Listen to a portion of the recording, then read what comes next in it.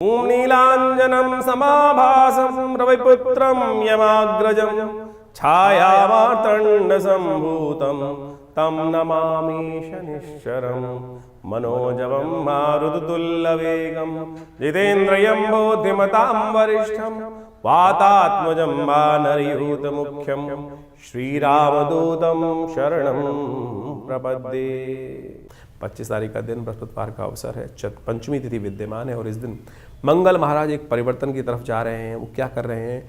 पूर्वाषाढ़ा नक्षत्र में प्रवेश करेंगे। पूर्वाषाढ़ा नक्षत्र है शुक्र का, और इस शुक्र के नक्षत्र में प्रवेश करके मंगल एक अजीब सी अट्रैक्शन पावर को बढ़ा देते हैं, और ये अट्रैक्शन पावर जो है एक भूख जगा देती है, जो विशेष तौर पर व्यक्ति को अपनी सांसारिक आकांक्षाओं को बढ़ने की तरफ रुझान बढ़ा देती है। ऐसे में थोड़ा ध्यान रखते हुए कार्य करने की आवश्यकता है।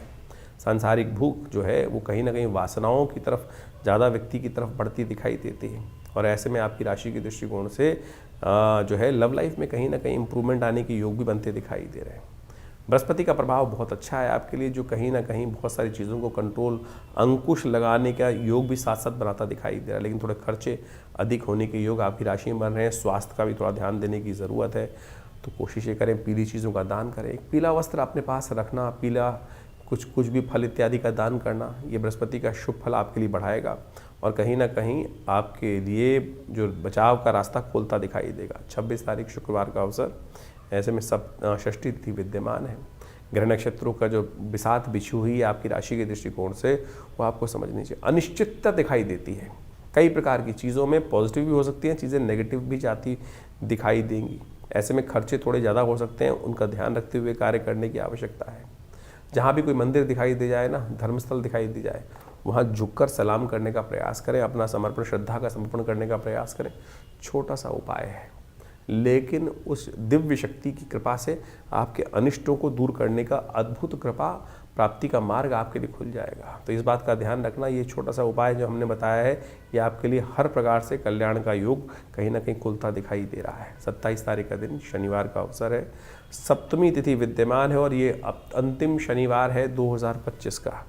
7:30 चल रही है, उपाय करनी ज़रूरी है। इन दिनों ग्रहों का परिवर्तन का योग जो चल रहा है, वो नई एनर्जी आपके लिए देता दिखाई दे रहा है। नई एनर्जी तो आ रही है, लेकिन ऐसे में समय है हर चीज़ को परख कर उपयोग करने का। मार्तंड सप्तमी है इस दिन। मार्तंड सप्तमी, देखिए शनि के जो पिता हैं सूर्य हैं, और दिव्य योग से ये योग बन गया है कि पुत्र के दिन पर जो तिथि है वो पिता की है। तो ऐसे में पिता का सानिध्य लेने का प्रयास करें। हो सके तो इस समय में किसी धर्मस्थल में तिल इत्यादि का दान करना, यह आपके लिए बहुत सुंदर रहेगा। भगवान सूर्य को तिल के द्वारा अर्घ देना, यह आपके लिए बहुत सुंदर रहेगा। इसको करने का प्रयास कीजिए। ग्रहों का जो खेल है वो नई एनर्जी को बढ़ा रहा है आपके लिए। वो एनर्जी जो है ताकत के साथ साथ बुद्धि का उपयोग करते हुए कार्य करने की ज़रूरत है। बुद्धि जो है थोड़ी सी इन दिनों आपके लिए खर्चीली साबित होती दिखाई दे रही है, इसलिए थोड़ा खर्चों को कंट्रोल करते हुए कार्य करेंगे तो अच्छा रहेगा। 28 तारीख के दिन रविवार का अवसर है, अष्टमी तिथि विद्यमान है और सूर्य भी इस दिन एक नए परिवर्तन की तरफ जा रहे हैं, और जो आपकी राशि के दृष्टिकोण से शुक्र के साथ चलते हुए, मंगल के साथ चलते हुए, शुक्र के नक्षत्र में जैसे मंगल प्रवेश कर गए थे, अब सूर्य भी प्रवेश कर रहे हैं उन्हीं के नक्षत्र में। तो यह सब कुछ जो है वो आनंद की तरफ प्रवृत्ति जा दिखाई दे रही है। आपका मन इस वक्त थोड़ा सा आनंद प्राप्त करने की लालसा में कहीं ना कहीं इधर उधर भटकता दिखाई दे रहा है। आनंद प्राप्त करने की, सांसारिक इच्छाओं को प्राप्त करने की चाहत जो है वो बहुत ज़्यादा अंदर अठोले लेती दिखाई दे रही है। जो मन में कहीं ना कहीं, वो ठीक है, कोई दिक्कत नहीं, संसार का समय है, संसार में सब कुछ प्राप्त करने का अवसर रहना चाहिए, सब कुछ लेने का प्रयास करना चाहिए।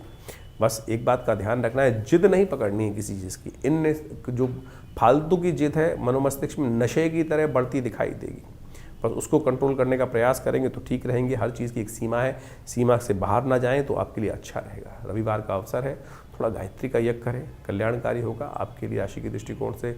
और धर्मस्थल में जाकर यदि हो सके तो भगवान सूर्य को अर्घ दें, और ये उपाय छोटे छोटे हैं, ये आपके लिए कल्याणकारी साबित होंगे। 29 तारीख का दिन सोमवार का अवसर है, नौमी तिथि विद्यमान है। ग्रह नक्षत्रों का दृष्टिकोण से परिवर्तन का योग चल रहा है। आशीर्वाद चाहिए, आपकी राशि में ऐसा योग बन रहा है, और आशीर्वाद मिल जाए, बड़ों का आशीर्वाद मिल जाए तो सब कुछ आपकी राशि के दृष्टिकोण से प्राप्त करने का योग बनता दिखाई दे रहा है। चतुर्ग्रही योग बनकर तैयार हो रहा है। बुध इस दिन परिवर्तन की तरफ जा रहे हैं, शुक्र के साथ और बुध के राहु के, शुक्र बुध इत्यादि मंगल इत्यादि, सूर्य इत्यादि चारों ग्रह आपकी राशि के दृष्टिकोण से एक भाव में जाकर विद्यमान हो जाएंगे। ये थोड़ा द्वंद्वात्मक स्थिति उत्पन्न कर सकते हैं, चीज़ें ऑर्गेनाइज कर लेंगे, आपके अंदर इतनी कैपेसिटी है वो भी साफ साफ दिखाई दे रहा है। लेकिन ऐसे में थोड़ा सा गलत रास्ते पे न जाएं, गलत रास्ते की चाहत ना रखें, चीज़ों को गलत रास्ते कान मोड़ के पकड़ने का प्रयास करें। जब सीधी सीधी तरीके से काम बन रहा है तो सीधी तरह से चलने का प्रयास करना चाहिए, वो आपके लिए अच्छा रहेगा। भगवान शिव का दिवस है, त्र्यंबक मंत्र का जप करें, इत्र का प्रयोग करना, इत्र से भगवान को स्नान कराना सब प्रकार से कल्याणकारी योग बनाएगा आपकी राशि के दृष्टिकोण से। 30 तारीख मंगलवार का अवसर, दशमी तिथि विद्यमान है, साथ साथ एकादशी का योग भी बन रहा है इस दिन। मंगलवार और एकादशी का योग, एकादशी भी कौन सी, संताप को हरने वाली, संतान को देने वाली एकादशी मानी जाती है। ग्रह नक्षत्रों के दृष्टिकोण से इस समय ग्रह योग आपकी राशि में ऐसे बने हुए हैं कि जितने आप झुककर काम करेंगे उतनी सफलता प्राप्त करेंगे, और जितने अकड़ के चलेंगे उतना ज़्यादा आपकी राशि के दृष्टिकोण से रास्ता भारी पड़ सकता है। तो सरलता से जो काम हो जाता है उस पर अकड़ने की ज़रूरत ही क्या, इस बात का ध्यान रखें। तो कहा जाता है ना, परोपकार, परोपकार आए वहंती नद्या, परोपकार आए फलंती वृक्षा। जो परोपकारी वृक्ष होता है वो झुक जाते हैं, और जो झुकते नहीं हैं वो तोड़ दिए जाते हैं, इस बात का ध्यान रखना। तो इससे झुककर काम कर लोगे तो ये नक्षत्र का, ग्रह का प्रभाव आपके लिए ऐसा ही है कि थोड़ा आनंद से, परिवर्तन से झुककर काम करवा लो, सलाम करके काम करवा लो, वो आपके लिए सबसे श्रेष्ठ है। आपकी राशि के दौरान शनि आपको थोड़ा अड़ियल बनाते दिखाई दे रहे हैं, इस समय पर उपाय करने की ज़रूरत है। मंगलवार है, अंतिम मंगलवार है इस वर्ष का, कोशिश करें हनुमान जी का सहारा लें। इस दिन तो एकादशी और मंगलवार का योग पड़ रहा है, अद्भुत योग है, इसका रहस्य जान लीजिए। 30 तारीख के दिन जो विशेष योग बन रहा है वो समझ लीजिए 30 दिसंबर के दिन मंगलवार का अवसर है, और इस दिन एकादशी का जो योग बन रहा है, ब्रह्म वैवर्त पुराण के अंदर एक अद्भुत योग लिखा है कि संतान एकादशी मानी जाती है इस दिन।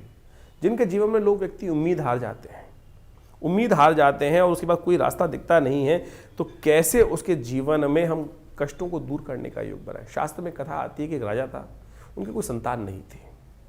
वो संतान के चाह में क्या होता है, भटकता रहता, इधर उधर भटकता रहता है व्यक्ति। तो एक राजा था, वो भी भटक रहा था जगह जगह। एक बार भटकते भटकते समय निकल रहा था, काफ़ी दिन हो गए थे, संतान को कोई संत महात्मा मिल जाए, उनका आशीर्वाद, किसी संत के बारे में उनको बताया गया था। तो जंगल में जाते जाते उस दिन बाई चांस क्या हुआ कि सुबह से लेकर शाम तक भोजन मिला नहीं, और भयावह स्थिति। जंगल में अनेक अनेक प्रकार के विभिन्न जानवर, उनकी आवाज़ें भी आए। तो राजा थोड़ा डरा भी हुआ था। तो जब डरता है व्यक्ति क्या करता है, हरि नाम का स्मरण करता है, ओम नमो भगवते वासुदेवाय, ओम नमो नारायणाय, भगवान बचाओ। ऐसी स्थिति कर रहा था, मिल तो रहे नहीं जिनके पास जाना है। तो ये कथा जो पुराण में आती है, इसी चिंतन में उपवास रखते हुए, बिना कुछ खाए पिए, अनायासी, कोई खाने को मिला नहीं, तो ऐसे ही भटकते भटकते शाम को संत के दर्शन हुए। कहा जाता है उन संत ने सुंदर रूप से उस रहस्य को बताया कि भाई आज एकादशी है, और एकादशी के दिन कहा जाता है जो व्रत रहता है, और इस एकादशी के दिन जो पौष मास के शुक्ल पक्ष की एकादशी होती है, तुमने अनायास ही भगवान का स्मरण, क्योंकि तुम जंगल में भटक रहे थे, भगवान का नाम का स्तवन भी चल रहा था साथ साथ, और उसके कारण से व्रत भी किया हुआ था। तो इस व्रत के प्रभाव से जो जिसकी आकांक्षा में तुम आए हो हमारे पास संतान की प्राप्ति के लिए, वो तुम्हारा व्रत अनायास ही हो गया। तो आने वाले समय में इस व्रत के प्रभाव से, भगवान की कृपा से तुमको संतान का सुंदर सौभाग्य मिलेगा। शास्त्र के दृष्टिकोण से कहा जाता है कि ये सुंदर आशीर्वाद इस स्थिति में ही निर्मित है।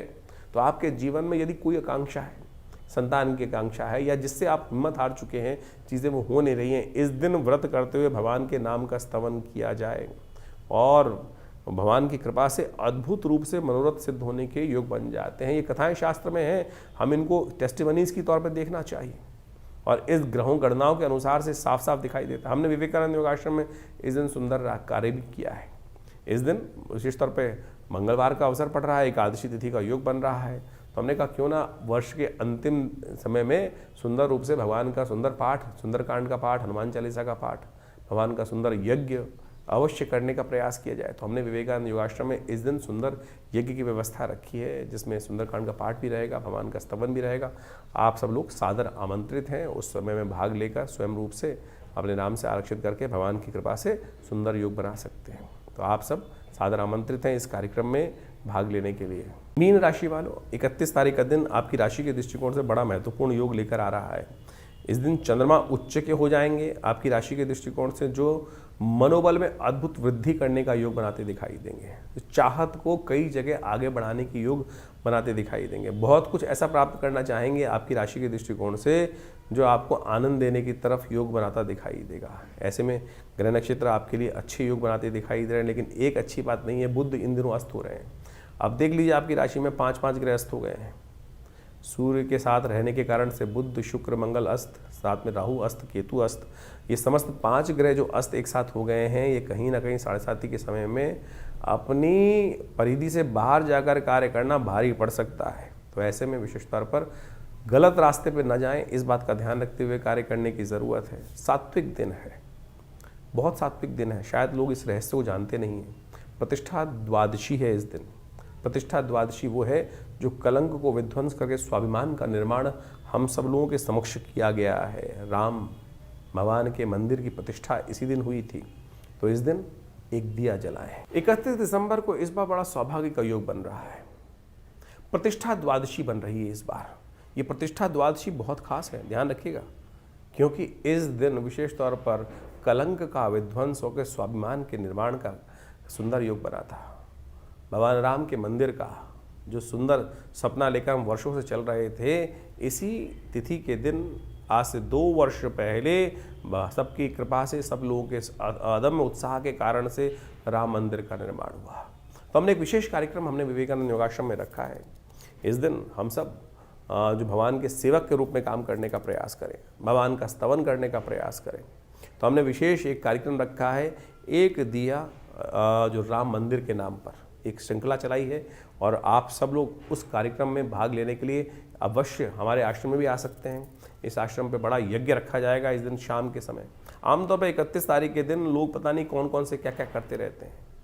इस बार 31, ये वर्षों बाद पड़ेगी कभी ऐसा योग कि 31 तारीख, यानी जिसको लोग विशेष तौर पर पता नहीं कौन कौन से दिवस के रूप में मनाते हैं, शराब के नशे में डूबे रहते हैं और नया वर्ष का आरंभ भी पता नहीं नशे में डूबे हुए लोग करते हैं। और इस बार प्रतिष्ठा द्वादशी का सुंदर योग पड़ रहा है 31 तारीख को।